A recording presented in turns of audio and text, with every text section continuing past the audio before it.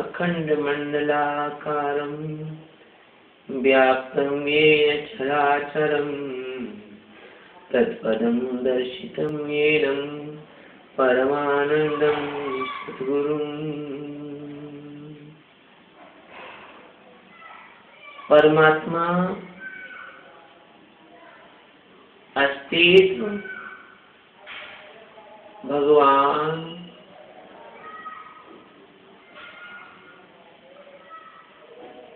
परम शक्ति, अल्लाह, गॉड केवल शब्दों का ही फेर है। परमात्मा कोई आदमी नहीं, परमात्मा कोई कंट्रोलर नहीं, परमात्मा कोई ऑडिटर जनरल नहीं, परमात्मा कोई जल्लाद कसाई नहीं, परमात्मा कोई मजिस्ट्रेट नहीं। परमात्मा तो बस एक ऐसी उपस्थिति है, एक ऐसी मौजूदगी है जो पूरे के पूरे इस अनंत अनंत आकाश गंगाओं वाले विराट विराट विस्तार में बहुत आश्चर्यजनक ढंग से और बहुत गोपनीय ढंग से समाया हुआ है। पदार्थ और अपदार्थ दोनों में मौजूद रहकर, जीवित और अजीवित दोनों में मौजूद रहकर, सब में होकर सबको देखने वाला है। परमात्मा को ना जानकर परमात्मा के बारे में आंशिक बातें करने के कारण इस जगत के अंदर दो प्रकार के लोग हुए। एक वो लोग जो परमात्मा को जानते हैं और एक वे लोग जो परमात्मा को मानते हैं। जहां तक जानने का प्रश्न है तो परमात्मा जाना तो जा सकता है, लेकिन परमात्मा को जानना वैसा ही है जैसा कि हमारे प्राचीन साहित्य में कहा है कि नमक की पुतली सागर की गहराई नापने को जब चलती है तो घुलती घुलती वही खत्म हो जाती है, सागर की गहराई को नहीं नाप पाती।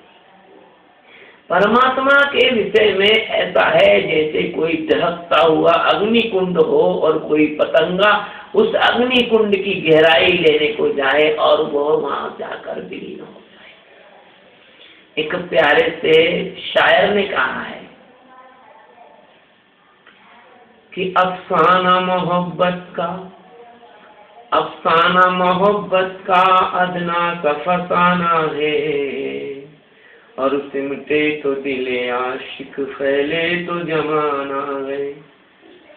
अफसाना मोहब्बत का अदना सा फसाना है, सिमटे तो दिले आशिक फैले तो जमाना है। ये इश्क नहीं आपा,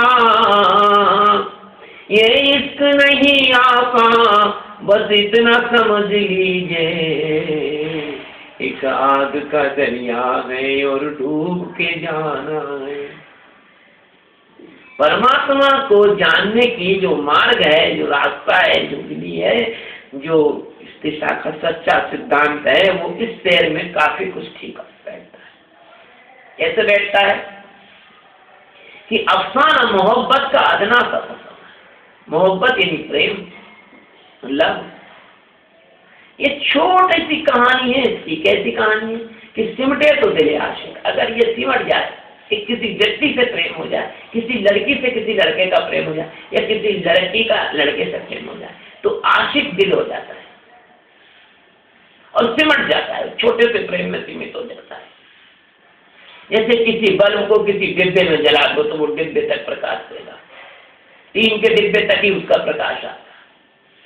और कहा कि फैले तो जमाना है, और यही प्रेम अगर फैल जाए, यही प्रेम मीरा बन जाए, यही प्रेम नानक बन जाए, यही प्रेम बुद्ध बन जाए, यही प्रेम महावीर बन जाए, यही प्रेम ओशो बन जाए, तो फैल जाए तो फिर जमाना है, पूरे जमाने में फैल जाएगा, सबके लिए प्रेम हो जाएगा वो, वेशर्त प्रेम हो जाएगा वो, सूरज हो जाएगा वो। मैं सूरज भी बहुत कह रहा हूँ, बहुत छोटी सी बात कह रहा हूँ, सूरज तो केवल एक सौर मंडल को प्रकाशित करता है, लेकिन परमात्मा का ऐसा प्रेम तो अनंत अनंत आकाश गंगाओं को प्रकाशित करता है।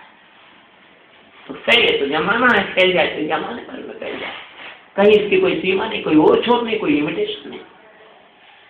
फिर मत कर, विश्व के हर साहित्य में परमात्मा का वर्णन है। कैदी मत बनो विचारों के, कैदी मत बनो धर्मों के, कुंठित मत हो। कोई भी साहित्य उठा के देखो, कोई भी धार्मिक पुस्तक उठा के देखो, परमात्मा के बारे में बिल्कुल यही बात कही गई है। उपनिषद कहते हैं सर्वखिल ब्रह्मा,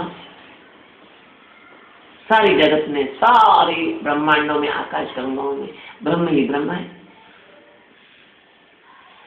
गीता कहती है अहम आत्मा गुणा के सर्वभूता तथा आत्मा है अर्जुन, मैं आत्मा के रूप में सारे भूतों में, सारे भूतों की आत्मा हूँ। आत्मा का मतलब होता है कंसंट्रेट चीज, बिल्कुल एकदम केंद्रीभूत चीज, मुख्य वस्तु, मुख्य वस्तु आत्मा, परमात्मा मुख्य वस्तु के रूप में सब में मौजूद है। कृष्ण भगवान कहते हैं गीता में जीवत्व जीवनो हूँ, हे अर्जुन मैं जीवों का जीवन हूँ।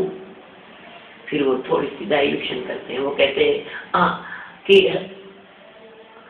कि अंगुष्ठ मात्र पुरुष, मैं अंगुष्ठ मात्र पुरुष के रूप में सबके हृदय में स्थित हूँ। ईश्वर सर्वभूतानां हृदये तिष्ठति अर्जुन, हे अर्जुन में हृदय सबके हृदय में ईश्वर के रूप में विराजे।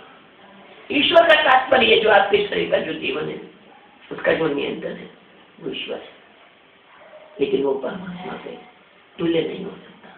वो परमात्मा की एक किरण है, परमात्मा का एक अंश है। ईश्वर अंश जीव अविनाशी, चेतन अमर सहज सुखा। बहुत से लोग हैं जो हमारे अपने देश में सुंदरकांड का पाठ करते हैं, लेकिन सुंदरकांड का अर्थ नहीं जानते हैं। शुरुआत की है तो कहा कि शांतम श्वासतम अप्रमेय मध्यम निर्वाण शांति प्रदम ब्रह्माशम फणीन्द्र सेव्य मनुष्यम वेदांतम वेदम रामाख्यम जगदीश्वरम सुरगुरु माया मनुष्यम हरे वंदेहम करुणाकरम रघुरम भूपाय चूड़ामणि। तो ये भगवान के, परमात्मा के गुणों का वर्णन का। शांतम, परमात्मा परम शांत है, और शांति की अवस्था में प्राप्त हो सकता है। शांति ही परमात्मा का सबसे पहला लक्षण है। जैसे शीतलता जल का लक्षण है, जैसे प्रकाश सूर्य का लक्षण है, जैसे आंखों में नमी प्रेम भक्त का लक्षण है, जैसे हृदय का की एकता स्थापित करने का भाव शिष्य का लक्षण है, ऐसे ही परमात्मा का लक्षण है। परमात्मा की प्राप्ति का सबसे पहला और पहला अगर कोई गुण है तो वह है शांति। शांतम, फिर कहा है शाश्वतम। परमात्मा कल था, आज भी है, कल भी रहेगा। जब से ये सृष्टि का निर्माण हुआ है, जब से आकाश गंगाएं बनी हैं, जिसको कि जानने के लिए वैज्ञानिक हार गए, हजारों प्रकाश वर्षों से भी सूरज, प्रकाश वर्षों से भी आकाश गंगाओं के विभिन्न सूर्यों का प्रकाश पृथ्वी पर नहीं आ पाता है। इतनी विस्तार पूर्ण प्रकाश तो कहा है शाश्वतम। परमात्मा शाश्वत है, अजर है, अमर है, अविनाशी, अजन्मा, अप्रमेय मध्यम। परमात्मा में आपका कोई भी दुर्गुण नहीं। आपके जो प्रमेय है, प्रमेय मतलब आपकी जो स्वभावगत दुर्गुण है वो नहीं। न वो आलसी है, न वो झूठा है, न निकम्मा है, न वो जड़ है, न मंद बुद्धि है, न तीव्र बुद्धि है। ऐसा कुछ भी, जैसा तुम्हारा जीवन है, ऐसा कुछ परमात्मा का जीवन नहीं है।